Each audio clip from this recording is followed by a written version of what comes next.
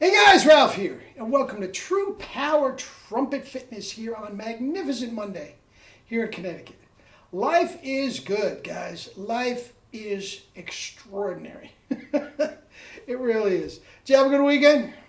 Good, good. I did too. Anyway, you saw the thumbnail. When the BACH garbage works better than the 1SB. There is an instance when it happens. And it's nonsense, it's temporary, but I can explain it. All right? Okay. I've played a lot. I've been working out a lot. I've been spit buzzing a lot. I've done some kettlebell a lot. I should be ready to go, man. A lot.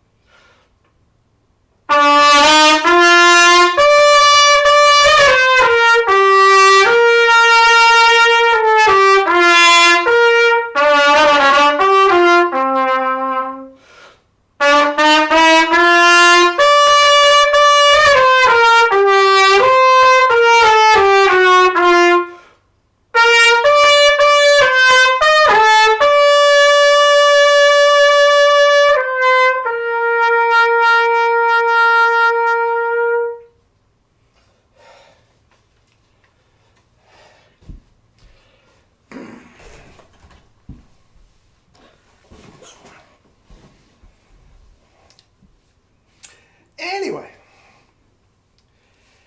hellacious double C's after a lot of playing. And caress the baby. Anyway, when the BACH garbage plays better than the 1SB, there is one instance, okay? And I had this situation with a young man. I only gave one lesson to him. He was like 15 years old or something, from the UK. Really nice kid and very, very talented. But he was playing the BACH mouthpiece all his life. And I sent him over a Calat mouthpiece and he had trouble. Guys, it happens. It absolutely happens, okay? And I'll explain why it happens, and I will also explain what to do about it. Okay? Very simple. Very simple. Okay, here's the deal. If these are our two lips, okay, we have the tongue locked in right there and just absolutely locks in the chops up to double C and beyond. Okay? Now, that is the absolute 100% primo embouchure for all playing. Okay? With BACH, you literally cannot do that. Cannot do that. Now, Herseth, Broyles, blah, blah, blah, blah, blah. We're playing Mount Vernon box. It's a different thing. I won't get into that. It's a huge thing. Okay?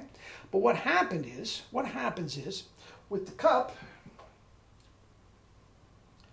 okay, the godforsaken cup, and if you put your finger in it, it's a cup that goes like this. If these are the corners, and it goes down like this, okay, the cup will come down and it will go right immediately in. That's where you lose it. Now, Jerry did not have V-shaped cups per se, okay, double cups and all that. But what he did was he got rid of that underbelly right there. He got rid of it and went straight down. Now, what that underbelly does, it forces you. You have to play collapsed. Now, the beauty of the BACH mouthpiece, if you want to call it that, is that it allows you to play collapsed. Not only allow it forces you to play collapsed. You have to play collapsed. Okay?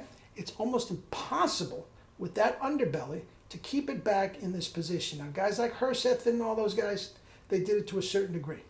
Okay? Again, those mouthpieces were different mouthpieces, guys. They really were. I've learned that much because of this channel. Guys like JJ and all that sort of stuff have enlightened me as far as that is concerned. Okay? But that is what happens. Okay? And you are literally playing like that.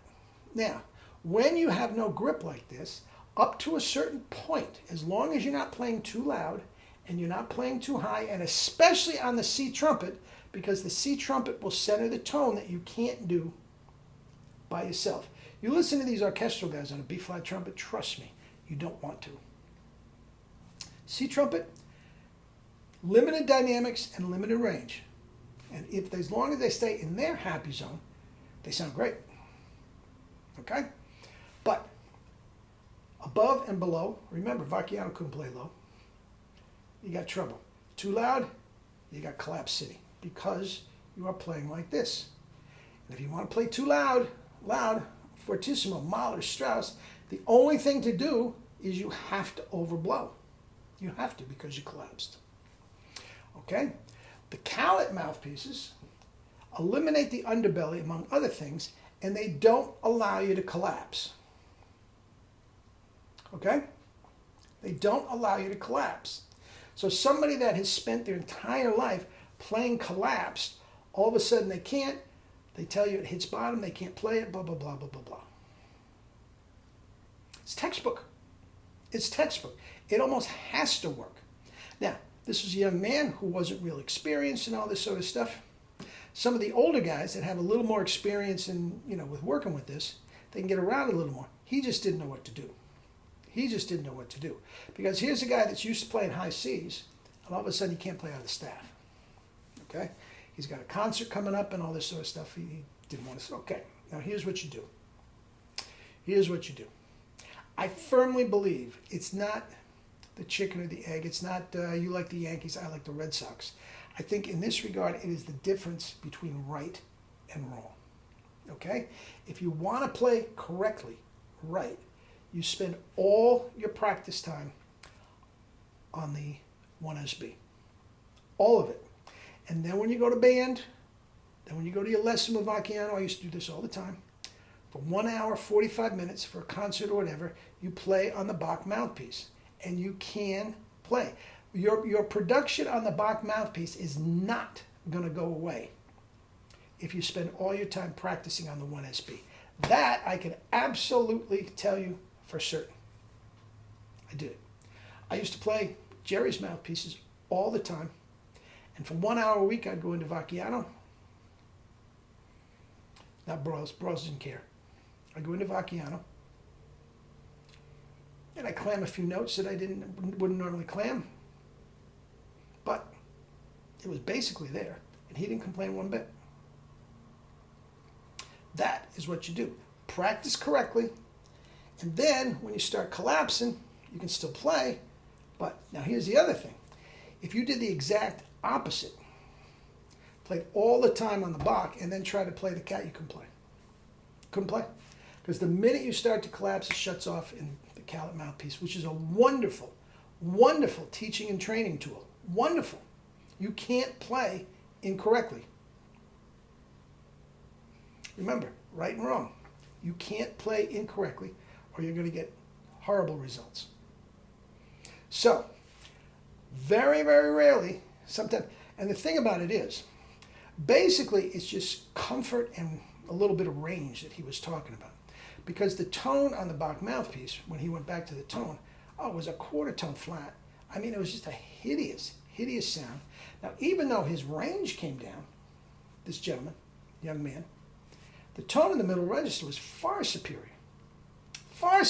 to the Bach. Centered, brilliant, clean, precise, the articulations. Anyway, that's it. Eat and drink your fruits and vegetables. Oh, one more thing. I'm going to put a video up this afternoon from the Health and Fitness channel.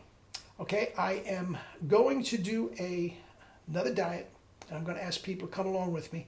It's similar to what we're doing now, but the emphasis is different. Okay, not so much fruits and vegetables, more the starches, corn, potatoes, grains, rice, potatoes, all that sort of stuff, sweet potatoes, and less fruits and vegetables. So that, and it works tremendously. It's nothing new. It's taken from John McDougall. an absolute pioneer in this. And yeah, but some people like it better. It's incredibly healthy. It's just sort of flipping the emphasis. Instead of the emphasis being on fruits and vegetables and not so much on rice and potatoes, the emphasis on rice and potatoes, grains, whole legumes, all that sort of stuff, and less on the fruit. So anyway, if that, check it out, and if that works for you, get in touch with me. I am coming out with a book soon. It's going to be called True Power, Starch Rules, and we'll take it from there.